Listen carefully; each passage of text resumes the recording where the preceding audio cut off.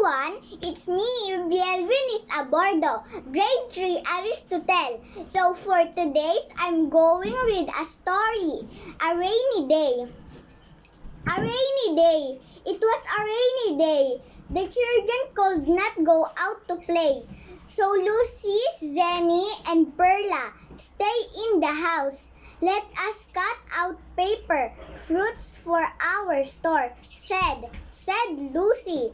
So the girls got their paper, scissors, and crayons. Lucy cut out 5 apples. She colored them red. Jenny cut out 6 mangoes.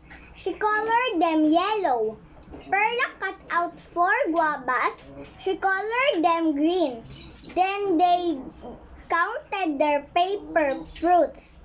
Now we have many pretty paper fruits for our store, said Perla. Thank you for watching. Goodbye.